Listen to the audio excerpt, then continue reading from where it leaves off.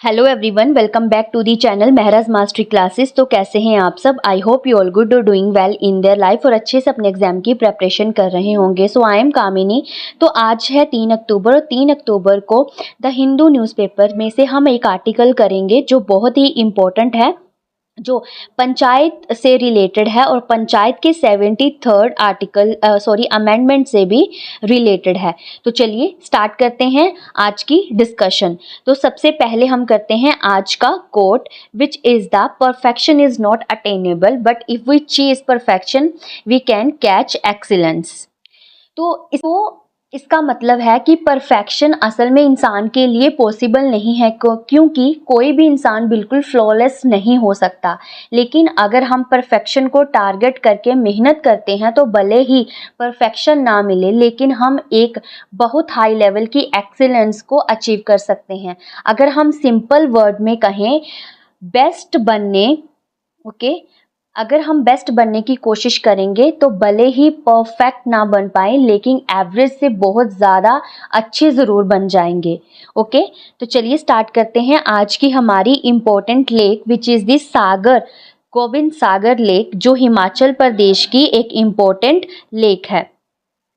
तो जो गोविंद सागर लेक है वो आर्टिफिशियल रिजर्वायर है। इंडियन स्टेट हिमाचल प्रदेश की ये लेक है। ये लोकेशन इसकी बिलासपुर डिस्ट्रिक्ट में है, हिमाचल प्रदेश में, और ये स्प्रेड हो रखी है सतलुज रिवर के ऊपर, और जो मेजर ट्रिब्यूटरी है इंडस रिवर की।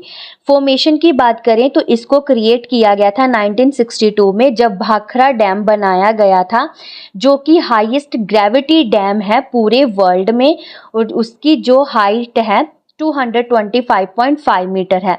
ये डैम जो है हाइड्रो पावर जनरेशन के लिए बनाया गया, इरिगेशन के लिए बनाया गया, और फ्लड को कंट्रोल करने के लिए भी बिल्ड किया गया था।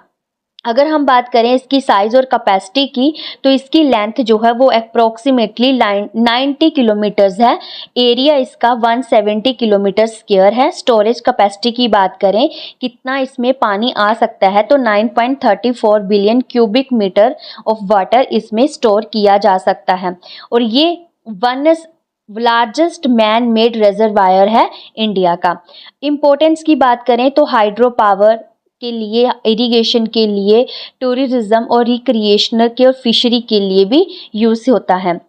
तो चलते हैं हमारे आज के आर्टिकल की तरफ, एडिटोरियल की तरफ, which is the why are new rules for panchayat getting flag. Article है आपका, ये new rule panchayat in Orissa में न्यू रूल्स बनाए गए हैं पंचायती को लेके। उड़ीसा पंचायत समिति अकाउंटिंग प्रोसीजर अमेंडमेंट रूल 2025, उस पे ये कंट्रोवर्सी है, उसके बारे में हम डिस्कस करेंगे।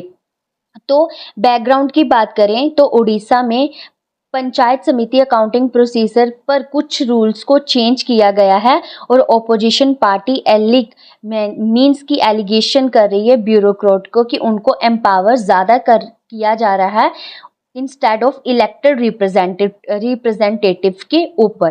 तो इसके की अमेंडमेंट्स क्या हैं इसके बारे में जानते हैं। इस आर्टिकल में हुआ क्या है मैं आपको 2-3 मिनट में ऐसे ही बता देती हूँ। जैसे पहले इलेक्टेड पंचायत समिति चेयरपर्सन जो हैं वो 5 लाख तक के प्रोजेक्ट जो हैं वो सैंक्शन करते थे, बट अब क्या किया गया, क्या चेंज किया गया कि ब्लॉक डेवलपमेंट ऑफिसर यानी कि बीडीओ डायरेक्टली अप्रूव करेंगे। इससे इलेक्टेड रिप्रेजेंटेटिव की जो पावर है वो कट गई है और ब्यूरोक्रेसी को ज़्यादा अथॉरिटी मिल गई है। गवर्नमेंट का कहना है कि इससे प्रोजेक्ट फास्ट इम्प्लीमेंट होंगे, ट्रांसपेरेंसी और एफिशिएंसी बढ़ेगी, लेकिन ओपोजिशन पार्टीज जैसे बीजेपी और कांग्रेस जो हैं कह रही हैं कि ये ग्रास रूट डेमोक्रेसी को कमज़ोर करता है और पंचायत राज के 73rd अमेंडमेंट के स्पिरिट के भी अगेंस्ट हैं। तो अब हम चलते हैं इसके की अमेंडमेंट की तरफ।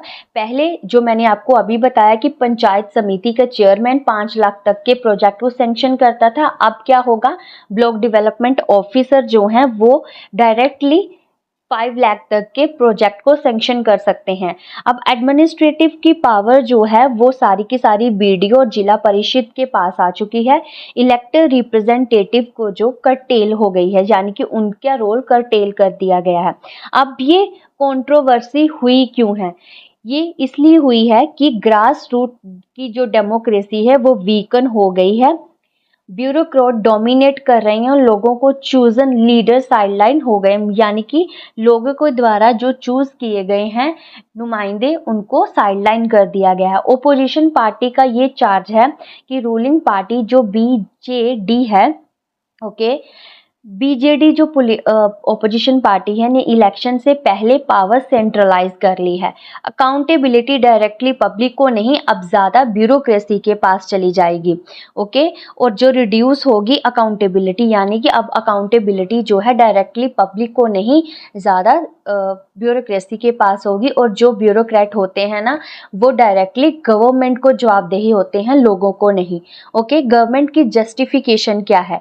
गवर्नमेंट का कहना है कि फास्टर इम्प्लीमेंटेशन होगी, इसकी वजह से स्कीम्स की अप्रूवल डिले कम होंगे और ज़्यादा ट्रांसपेरेंसी और एफिशिएंसी रहेगी। अगर हम इसके पॉलिटिकल कॉन्टेक्स्ट की बात करें तो बीजेपी स्ट्रांगली अपोज कर रही है कि ये जो न्यू रूल्स हैं ये वीकन करेगी पीपल्स की पार्टिसिपेशन, यानी कि लोगों को अकाउंटेबिलिटी नहीं मिलेगी। कांग्रेस का भी यही कहना है कि ये अटैक हो रहा है डेमोक्रेटिक डिसेंट्रलाइजेशन पर, और इसकी वजह से जो है पंचायत के जो इलेक्शन होने हैं, इसीलिए ये पॉलिटिकल इशू भी आ गया है। ओके, अब हम बात करते हैं इसके कॉन्स्टिट्यूशनल एंगल की। जो 73rd कॉन्स्टिट्यूशनल अमेंडमेंट एक्ट है 1992 का, पंचायत राज कॉन्स्टिट्यूशनल स्टेटस, ठीक है, इसकी वजह से भी ये चर्चा में है। और इसका जो स्पिरिट है वो डिसेंट्रलाइजेशन है, डिसेंट्रलाइजेशन ऑफ पावर है और डेमोक्रेटिक पार्टिसिपेशन है। यानी कि ये आर्टिकल क्या बताता है कि हम डिसेंट्रलाइजेशन करेंगे पावर को और डेमोक्रेटिक पार्टिसिपेशन होगी ग्रास रूट पर भी। और न्यू सीन रूल्स में ऐसा कुछ भी देखने को नहीं मिल रहा। अब क्वेश्चन आता है कि अगर ब्यूरोक्रेट ज़्यादा पावर में आ गए तो क्या होगा? ओके, तो हम देखते हैं इसके नेगेटिव कॉन्सिक्वेंसेस भी देखेंगे और इसके पॉजिटिव कॉन्सिक्वेंस भी देखेंगे। ग्रास रूट डेमोक्रेसी वीकन होगी, इसका मीन्स क्या है? पंचायती राज इंस्टीट्यूशन का मेन मकसद था पीपल्स पार्टिसिपेशन इन गवर्नेंस, यानी कि ज़्यादा से ज़्यादा लोगों को पंचायत में इंक्लूड करना। ओके, अगर इलेक्टेड रिप्रेजेंटेटिव जो लोगों के से डायरेक्टली इलेक्ट होते हैं की पावर कम हो गई तो लोगों का रोल सिर्फ इलेक्शन तक ही सीमित रहेगा। उसी के साथ रिड्यूस अकाउंटेबिलिटी, इलेक्टेड रिप्रेजेंटेटिव जो है डायरेक्टली पब्लिक को जवाब देते हैं, लेकिन ब्यूरोक्रेट क्या करते हैं, वो पब्लिक को नहीं बल्कि गवर्नमेंट और डिपार्टमेंट को जवाबदेही होते हैं, लोकल अकाउंटेबिलिटी कम हो जाएगी। सेंट्रलाइजेशन ऑफ पावर की बात करें तो लोकल डिसेंट्रलाइजेशन की जगह ब्यूरोक्रेसी के थ्रू टॉप डाउन गवर्नेंस ज़्यादा हो जाएगी। पॉलिटिकल पार्टी जो है वो रूलिंग स्टेट में ब्यूरोक्रेसी के जरिए लोकल लेवल पे अपना कंट्रोल बना सकती है। ओके, ट्रस्ट डेफिशिएट का मीन्स है कि लोगों को लगेगा कि उनके वोट से चुने आए नेता काम ही नहीं कर रहे। इससे लोकल लेवल पर डेमोक्रेसी पर यह भरोसा कम हो सकता है। इनोवेशन और लोकल नीड्स जो है इग्नोर की जा सकती हैं। लोकल रिप्रेजेंटेटिव जो हैं अपने एरिया की प्रॉब्लम को समझकर सल्यूशन देते हैं। ब्यूरोक्रेट हर जगह एक एडमिनिस्ट्रेटिव मॉडल अप्लाई करेंगे जो हर गांव के लिए फिट नहीं होगा। ठीक है, तो ये थे इसके नेगेटिव एस्पेक्ट यानी कि नेगेटिव कॉन्सिक्वेंस। अब हम चलते हैं पॉसिबल पॉजिटिव साइड्स क्या हो सकती हैं। पॉसिबल फास्टर साइड ये हो सकती हैं जो कि गवर्नमेंट का आर्ग्यूमेंट है कि फास्ट इम्प्लीमेंटेशन होगी, यानी कि बीडीओज डायरेक्टली अप्रूव करेंगे तो काम कोई भी डिले नहीं होगा। लेस पॉलिटिकल प्रेशर होगा, कभी कभी लोकल नेता अपने फायदे के लिए पैसा एलोकेट करते हैं, ब्यूरोक्रेसी इसको कंट्रोल कर सकती है। प्रोफेशनल मैनेजमेंट होगा, यानी कि ब्यूरोक्रेट ट्रेंड होते हैं और प्लानिंग और बजटिंग में इसीलिए स्कीम का एग्जीक्यूशन ज़्यादा एफिशिएंट हो सकता है। ओके, ये है इसके पॉसिबल साइड्स, जैसे कि हम इन शॉर्ट कहें, ब्यूरोक्रेसी को थोड़ी पावर देना ज़रूरी है ताकि प्रोजेक्ट डिले ना हो और एफिशिएंसी आए।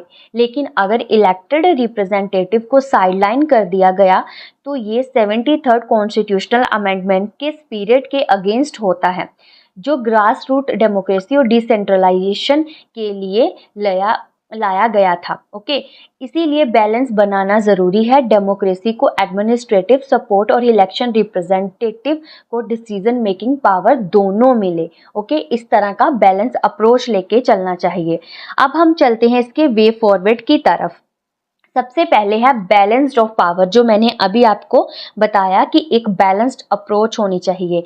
इलेक्टेड रिप्रेजेंटेटिव और ब्यूरोक्रेसी के बीच क्लियर डिमार्केशन ऑफ रोल होना चाहिए।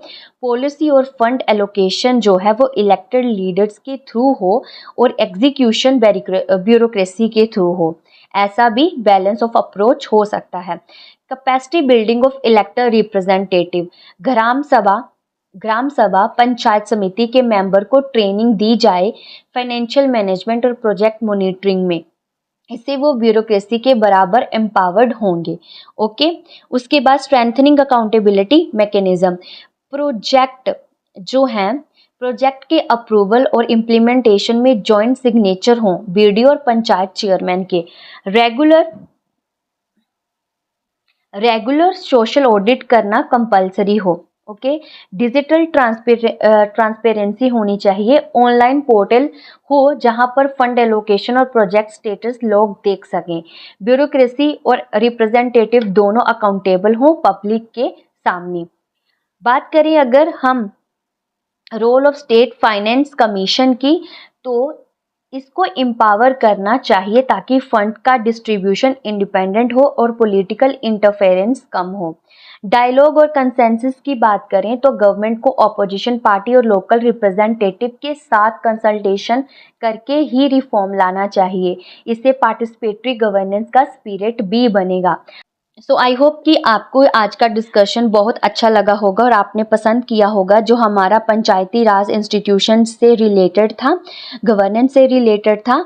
तो अगर लेक्चर अच्छा लगा हो तो लाइक करें, शेयर करें और सब्सक्राइब करें महराज मास्टरी क्लासेस। तो थैंक यू एवरीवन, मिलते हैं नेक्स्ट लेक्चर में। तब तक के लिए बाय एवरीवन, जय हिंद।